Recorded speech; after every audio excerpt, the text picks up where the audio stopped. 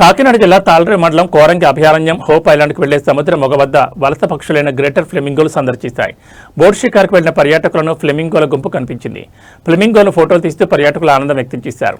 అభయారణ్యంలో 30 నుంచి 32 ఫ్లెమింగోల గుంపును కనుగొన్నట్లు forest ranger SSR Varaprasad తెలిపారు. గత ఏడాది కేవలం ఒక్క ఫ్లెమింగో మాత్రమే కనిపించిందని, ఈ ఏడాది జనవరిలో 70, ప్రస్తుతం 32 ఫ్లెమింగోలు రావడం శుభపరిణామన్నారు. కోరింగ్ అభయారణ్యంలోని చిత్తడి నేలలు వలస పక్షుల రాకకు అనుకూలంగా ఉండడంతో ఫ్లెమింగో తదితర పక్షి జాతులు తరలివస్తున్నాయని ఆయన వెల్లడించారు.